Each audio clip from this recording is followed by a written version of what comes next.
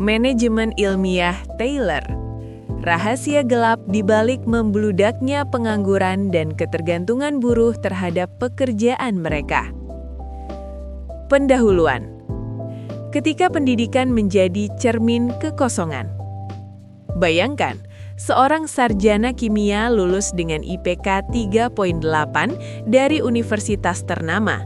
Namun ketika ditanya cara membuat sabun sederhana dari minyak kelapa dan soda api, ia kebingungan. Atau seorang lulusan biologi yang mampu menjelaskan siklus Krebs dengan lancar, tetapi tidak tahu bagaimana menanam pohon mangga agar tumbuh subur. Bahkan tidak tahu kapan musim tanam yang tepat. Di permukaan, ini tampak seperti ironi kecil dalam dunia pendidikan modern. Namun jika kita gali lebih dalam, fenomena ini bukan sekedar kelucuan akademis, melainkan gejala struktural dari sebuah sistem yang secara sistematis memutus hubungan antara pengetahuan, keterampilan praktis, dan otonomi manusia atas pekerjaannya. Di balik keanehan ini, bersembunyi rahasia gelap abad industri modern. Manajemen ilmiah Taylor atau Taylorisme, sebuah doktrin manajerial yang lahir di akhir abad 19 yang tidak hanya mengubah cara pabrik bekerja, tapi juga berancang ulang seluruh arsitektur pendidikan, ekonomi, dan bahkan jiwa manusia modern. Taylorisme bukan hanya soal efisiensi. Ia adalah proyek ideologis untuk memastikan bahwa pengetahuan tetap menjadi monopoli elit, sementara massa, meski semakin terdidik, tetap menjadi eksekutor pasif dalam mesin produksi global. Artikel ini akan mengupas bagaimana Taylorisme, yang awalnya dirancang untuk pabrik baja dan perakitan mobil, kini telah menyusup ke ruang kelas, kantor, platform digital, bahkan ke dalam kepala para sarjana, menciptakan generasi buruh terdidik yang tahu banyak hal, tapi tidak bisa melakukan apa-apa yang bermakna. Kita akan melihat bagaimana fenomena seperti sarjana kimia tak bisa buat sabun atau sarjana pertanian tak bisa menanam padi bukanlah kegagalan individu, melainkan keberhasilan sistem dalam menciptakan tenaga kerja yang mudah dikendalikan, mudah diganti, dan takut berpikir sendiri. Bab 1. Taylorisme, revolusi yang menghancurkan jiwa pekerja. 1.1. Asal-usul Taylorisme, efisiensi sebagai agama baru. Frederick Winslow Taylor, seorang insinyur Amerika, memperkenalkan scientific management pada tahun 1980-an sebagai respons terhadap pemborosan dalam industri. Baginya, pekerja tradisional yang seringkali merupakan pengrajin terampil terlalu otonom. Mereka menentukan kecepatan kerja, metode, bahkan desain produk. Taylor menganggap ini tidak efisien. Solusinya radikal. Pisahkan pikiran dari tangan. Dalam sistem Taylor, manajer bukan pekerja yang merancang setiap gerakan. Pekerja hanya menjalankan instruksi seperti mesin. Setiap tugas dipecah menjadi langkah-langkah mikro yang dapat diukur, diawasi, dan dioptimalkan. Hasilnya, produktivitas meningkat drastis. Tapi harga yang dibayar mahal.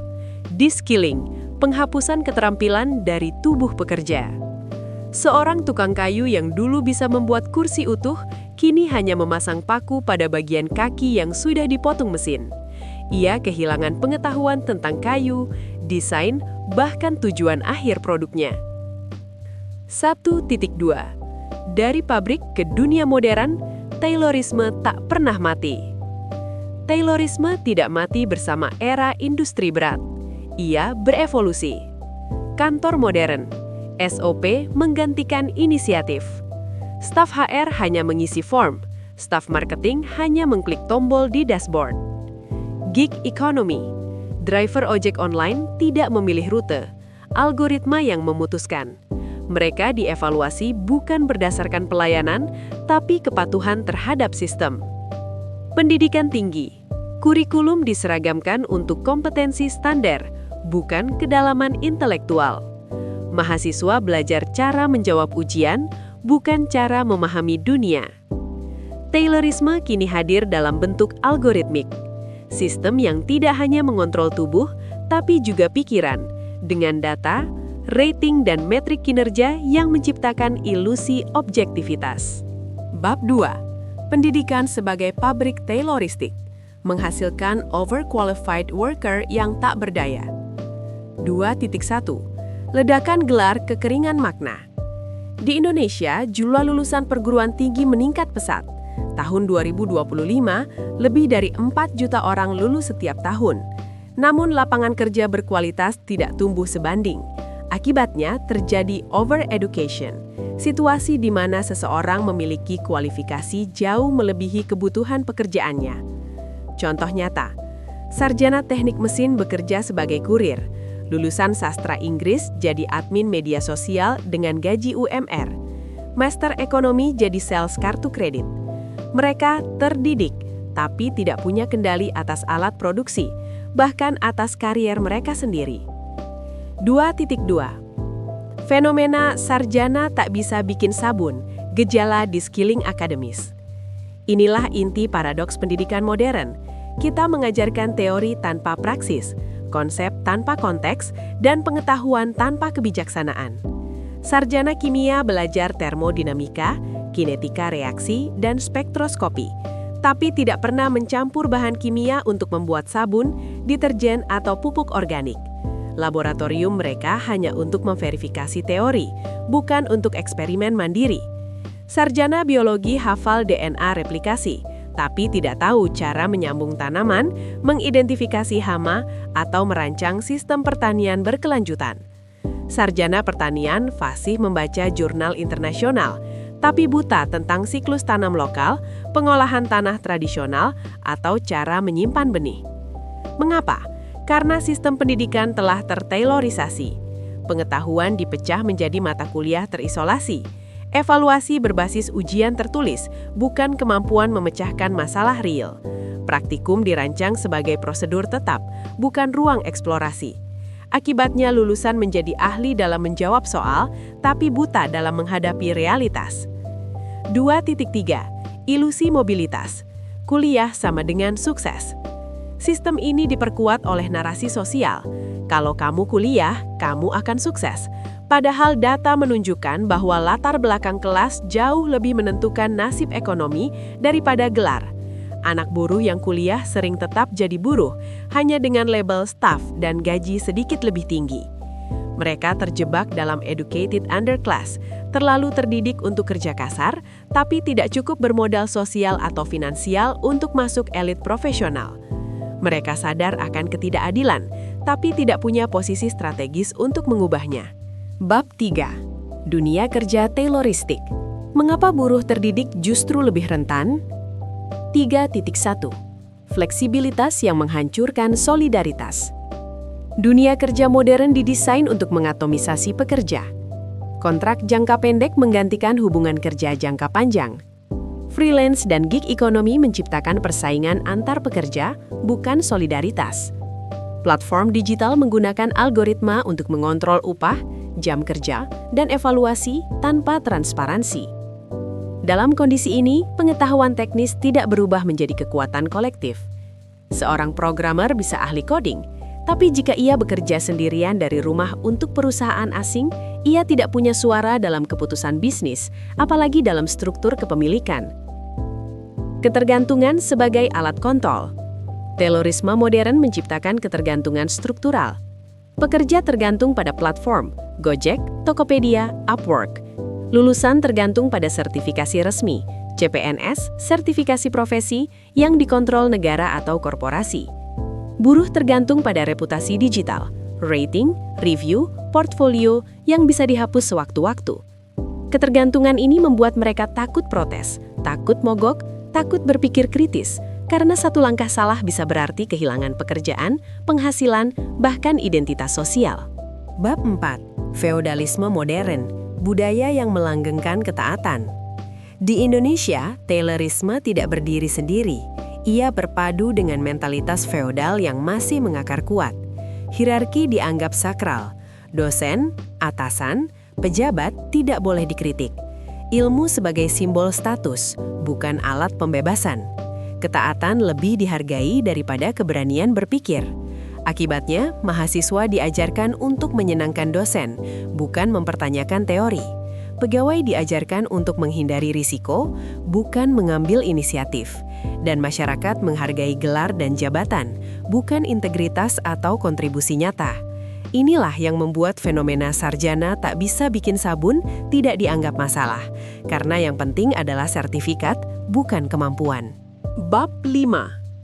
Jalan keluar. Menuju pendidikan yang membebaskan. Untuk mengatasi krisis ini, kita butuh lebih dari sekedar peningkatan kualitas pendidikan. Kita butuh revolusi epistemologis dan budaya. 5.1. Kembalikan praksis ke pusat pendidikan.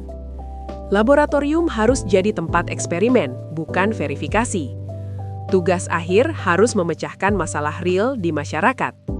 Mahasiswa pertanian harus magang di kebun, bukan hanya di kantor dinas. 5.2. Lawan logika Taylor di tempat kerja. Dorong model co-determination seperti di Jerman. Pekerja duduk di dewan direksi. Bangun serikat pekerja berbasis pengetahuan teknis, tolak algoritma otoriter, tuntut transparansi dan partisipasi. 5.3. Hancurkan feodalisme intelektual.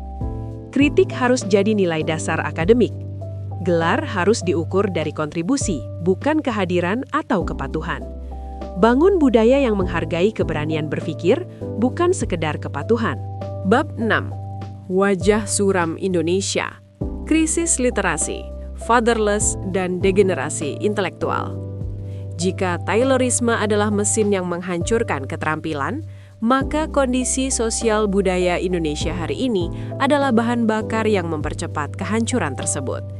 Di balik narasi, pembangunan, dan kemajuan digital, tersembunyi krisis multidimensi yang membuat generasi muda semakin rentan terhadap sistem kerja yang menindas dan pendidikan yang menyesatkan.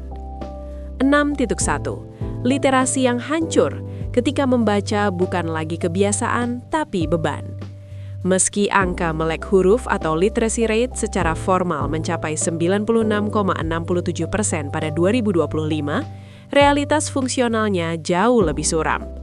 PISA 2022 menempatkan Indonesia di peringkat 73 dari 81 negara dalam kemampuan membaca, dengan skor rata-rata hanya 358,57, bahkan menurun dari 370,656 pada 2018. Lebih mengkhawatirkan, hanya 5% siswa Indonesia yang mencapai level 5 atau 6 dalam tes Creative Thinking PISA dialah di bawah rata-rata OECD sebesar 27%. Ini bukan sekadar soal angka, ini adalah cerminan dari budaya anti-literasi. Anak muda lebih nyaman menonton video 15 detik daripada membaca buku tebal. Mahasiswa lebih suka mencari ringkasan di TikTok daripada membaca sumber primer. Akibatnya, kemampuan berpikir kritis, analitis, dan imajinatif yang dibutuhkan untuk melawan logika Tayloristik semakin langka. 6.2.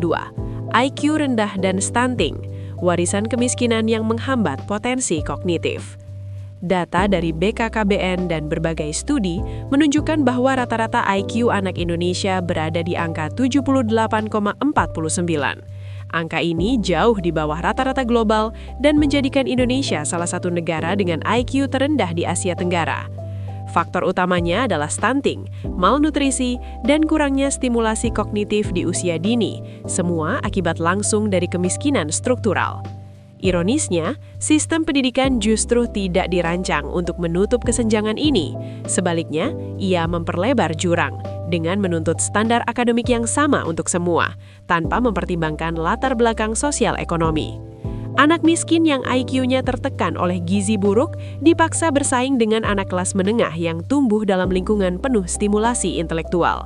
Hasilnya, mereka kalah sejak garis start, lalu disalahkan karena malas atau tidak berbakat. 6.4. Ledakan populasi dan kemiskinan, ketika anak jadi beban, bukan harapan. Salah satu akar masalah ini adalah ketidakadilan reproduktif. Keluarga miskin cenderung memiliki lebih banyak anak, bukan karena keinginan, tapi karena kurangnya akses terhadap edukasi seksual, alat kontrasepsi, dan perencanaan keluarga. Akibatnya, sumber daya keluarga, waktu, uang, perhatian tersebar tipis, sehingga setiap anak mendapat investasi pengasuhan yang minimal. Dalam konteks ini, pendidikan menjadi beban finansial, bukan investasi masa depan. Orang tua miskin mengirim anak ke sekolah bukan untuk menciptakan pemikir kritis, tapi agar mereka punya ijazah untuk bisa bekerja. Dan ketika lulusan itu tidak mendapat pekerjaan layak, siklus kemiskinan berulang, dengan generasi baru yang lahir dalam kondisi yang sama atau bahkan lebih buruk. Indonesia, negara fatherless nomor 3 di dunia. Menurut data dari Kementerian Pemberdayaan Perempuan dan Perlindungan Anak serta berbagai studi, Indonesia adalah negara ketiga paling fatherless di dunia. Fenomena fatherless di sini tidak hanya berarti ketiadaan fisik ayah karena perceraian, migrasi kerja, atau kematian, tapi juga ketiadaan peran ayah secara psikologis dan emosional. Dampaknya sangat dalam. Anak tanpa figur ayah cenderung memiliki kemampuan regulasi emosi yang lemah. Mereka lebih mudah terpengaruh peer pressure dan konten digital toksik. Mereka kehilangan model otoritas yang sehat, sehingga di tempat kerja mereka cenderung pasif, takut mengambil inisiatif, dan mudah dikendalikan. Dalam sistem Tayloristik, pekerja seperti inilah yang paling ideal, patuh, tidak banyak bertanya, dan siap dieksploitasi. 6.5. Brain rot dan apatisme, generasi yang kehilangan masa depan. Generasi muda Indonesia hari ini sedang mengalami epidemi brain rot, istilah populer untuk menggambarkan degradasi kognitif akibat konsumsi konten digital dangkal, repetitif, dan hiperstimulatif, seperti TikTok, Reels, dan Shorts. Otak mereka terbiasa dengan informasi instan, emosi ekstrim, dan reward cepat, sehingga kehilangan kapasitas untuk fokus dalam waktu lama, berpikir sistematis, merenungkan konsekuensi jangka panjang. Akibatnya, mereka tidak peduli pada masa depan. Politik dianggap membosankan, ekonomi politik dianggap terlalu rumit. Yang penting adalah hidup hari ini, cuan cepat, viral, dan enjoy. Mereka tidak sadar bahwa ketidaktertarikan mereka terhadap struktur kekuasaan itu justru membuat mereka makin mudah dikendalikan oleh sistem yang mereka abaikan. Bab 7. Melawan Taylorisasi, strategi untuk menjadi manusia utuh di era mesin. Bagaimana kita bisa keluar dari jerat ini? Bagaimana kita bisa menjadi manusia yang tidak hanya terdidik, tapi juga merdeka? 7.1. Bangun literasi fungsional, bukan sekadar melek huruf. Baca buku non-fiksi setiap hari, minimal 20 menit. Mulai dari topik yang relevan dengan hidupmu, ekonomi, sejarah, psikologi sosial. Latih menulis reflektif. Tulis jurnal harian tentang apa yang kamu pelajari, rasakan, dan pertanyakan. Gabung komunitas diskusi yang serius, bukan hanya grup meme atau gosip. 7.2. Pulihkan koneksi antara pengetahuan dan praksis. Jika kamu sarjana kimia, coba buat sabun, deterjen, atau pupuk organik di rumah. Jika kamu sarjana biologi, tanam pohon, rawat tanaman, pelajari ekosistem lokal. Jika kamu sarjana ekonomi, analisis anggaran keluargamu sendiri, lalu bandingkan dengan kebijakan negara. Pengetahuan yang tidak dipraktekkan akan mati. Praksis yang tidak direfleksikan akan dangkal. 7.3. Lawan budaya instan dengan disiplin intelektual. Batasi konsumsi konten digital yang tidak menambah wawasan. Ganti 1 jam scrolling dengan 1 jam membaca buku atau mendengarkan podcast edukatif. Latih deep work. Fokus tanpa gangguan selama 90 menit pada satu tugas kompleks. 7.4. Bangun solidaritas, bukan individualisme. Jangan jadikan karir sebagai satu-satunya identitas. Bangun relasi berbasis nilai, bukan jaringan demi keuntungan. Ikut gerakan sosial, serikat pekerja, atau forum warga yang memperjuangkan keadilan struktural. Ingat, kekuatan kolektif adalah satu-satunya penangkal terhadap sistem yang dirancang untuk melemahkan individu. 7.5. Pulihkan peran ayah dan komunitas pengasuhan. Jika kamu seorang ayah, hadir secara emosional bukan hanya sebagai pencari nafkah. Jika kamu bukan ayah, jadilah figur mentor bagi anak-anak muda di sekitarmu. Dorong kebijakan publik yang mendukung parental leave, edukasi pengasuhan, dan perlindungan keluarga miskin. Penutup, pendidikan yang membebaskan versus pelatihan untuk penindasan. Paulo Freire pernah berkata, pendidikan yang tidak membebaskan hanyalah pelatihan untuk penindasan. Dan itulah yang terjadi hari ini. Kita memproduksi jutaan sarjana, tapi bukan warga negara yang kritis, bukan pekerja yang otonom, bukan manusia yang bebas. Kita melatih mereka untuk menjalankan instruksi, bukan membayangkan dunia lain. Fenomena sarjana kimia tak bisa bikin sabun bukan lelucon. Ia adalah jeritan diam-diam dari sistem yang telah gagal. Sistem yang mengajarkan segalanya kecuali cara menjadi manusia utuh. Jika kita ingin menghidupkan kembali visi Marx tentang kelas buruh yang mampu mengelola industrinya sendiri, maka kita harus menghancurkan logika Taylorisme. Bukan hanya di pabrik, tapi di kampus, di kantor, di platform digital, dan di dalam diri kita sendiri. Karena selama pikiran tetap milik bos dan tangan milik buruh, maka seberapapun terdidiknya kelas buruh, mereka tetap akan menjadi mesin yang pandai berpura-pura manusia, bukan manusia yang bebas mengatur nasibnya sendiri. Bukan pengetahuan yang membebaskan, tapi pengetahuan yang dipraktikkan secara kolektif dan kritis. Krisis Indonesia bukanlah krisis kecerdasan, tapi krisis makna. Kita punya jutaan sarjana, tapi sedikit sekali orang yang tahu mengapa mereka belajar, untuk siapa mereka bekerja, dan apa yang ingin mereka ubah di dunia. Taylorisme berhasil bukan karena ia pintar, tapi karena kita rela menyerahkan pikiran kita pada sistem. Untuk melawannya, kita tidak butuh lebih banyak gelar, tapi keberanian untuk berpikir, bertindak, dan bersatu. Seperti kata Freire, siapa yang tidak tahu dirinya sebagai bagian dari dunia akan menjadi penonton pasif atas realitasnya sendiri. Jangan jadi penonton, jadilah pelaku. Karena hanya pelaku yang bisa menulis ulang nasibnya dan nasib bangsanya.